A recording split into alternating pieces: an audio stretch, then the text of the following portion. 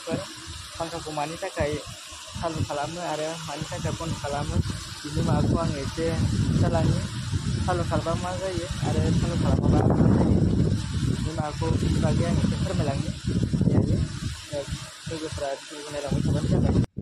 लोगोफोर दायो फांखाया बे बन्द गोजा आरोना, बे फांखाया दायो बन्द गोजा। माने इयाव आदार होखांबाय आरोना लोगोफोर, आदार होनानै माने आदारखौ जाहोबाय आरो 1.5 घन्टासो आदार जाहोबाय आरो 12टा बाजियाव चालु खालामगोन बेखौ। लोगोफोर दायो फांखा चालु खालामजोब्बाय आरो दा आदार जाहोदोंमोन नालाय दा चालु खालामजोब्बाय नै गासिबो।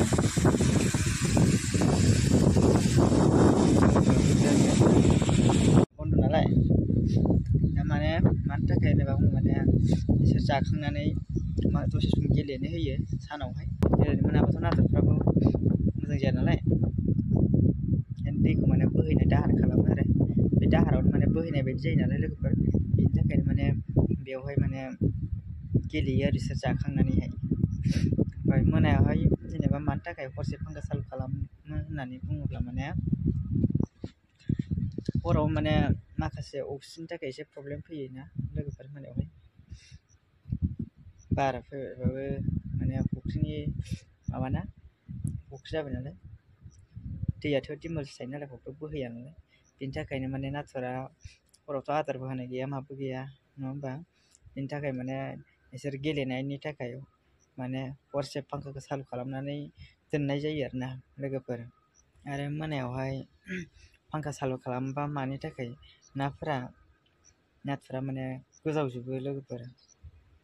मानि थाखायथाय माने बे अक्सिजेननि थाखायनो बायदि मोना। माने फांखाया बन्द जाजोबबाथाय माने आधा घन्टासो बन्द जानानै थाबाथाय माने नाथुरा सायावहाय माने गोजावजोबो, डिअ होननानै बुङो बिसोर, माने डिअ जायो माने अक्सिजेन खमनि थाखाय माने गोजावजोबो आरो।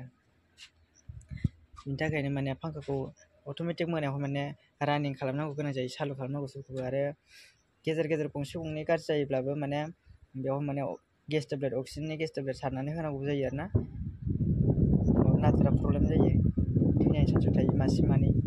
बेनि थाखायनो माने फांखाखौ मोना समबाथाय माने टटेलि माने चालु खालामजोबनांगौ। गाज्रि जाबाथाय माने खिथाहरनांगौ मालिकफोरनो, बेनिफ्राय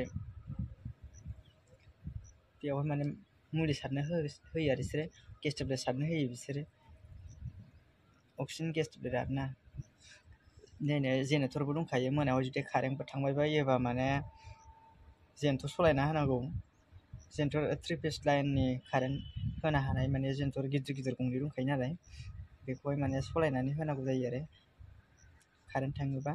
बिदिनो 5 मिनिटसो नेहैयो आरो 5-10 मिनिटसो नेहोनानै चालु खालामना होनांगौ आरो लाइन फैयाबाथाय। आरो लाइन फैबाथाय बिदिनो लोगो लोगो थांनानै नोङो जेनेरेटरखौ बन्द खालामनानै लाइनजों कानेक्ट खालामना होफिननांगौ गोनां जायो आरो जेनेरेटरखौ दाननानै लाइनजों कानेक्ट खालामना होफिननांगौ गोनां जायो आरोना, नङाबाथाय नाथुरा थैजोबो गासिबो।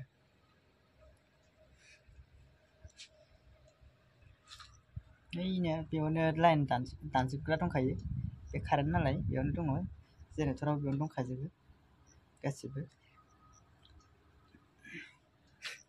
आङो मालाबा मोजाङै मोनसे भिडिअ लाफिनगोन लोगोफोर, माखासे नाथुरावहाय माबायदियै मा मेडिसिन बाहायो बेखौ आं मोजाङै मालाबा नामफोरखौ फरायनानै मोजाङै खिथागोन आङो लोगोफोर। बिनि भिडिअखौहाय मालाबा लाबोगोन आङो। दिनै भिडिअआ एनोसै आरोना लोगोफोर, मानो होनबा बे फांखानि सोमोन्दै आं बेखौहाय फुरा मिथियाब्लाबो आङो गुसुङैनो आं फोरमायना होबाय नोंथांमोननो मानि थाखाय बिदि फांखा चालु खालामो, माखासे अक्सिजेननि थाखायसो खालामो नालाय। ओमफ्राय दिनै भिडिअआ एसेनोसै लोगोफोर। आंनि धनेराम ब्लग इउटुब चेनेलखौ नोंथांमोनहाबो साबस्क्राइब खालामाखैबा साबस्क्राइबार खालामना लाबानो जाबाय। सम सम माने बेबायदिनो आङो माखासे भिडिअ रिल्स एसे एनै हगारो, बेखौहाय नोंथांमोनहाबो मालाबा भिडिअ मोजां नुलांबाय थानो थाखाय आंनि चेनेलखौ साबस्क्राइब खालामना लाबानो जाबाय। दिनै भिडिअआ एसेनोसै होनबा लोगोफोर, बाय बाय।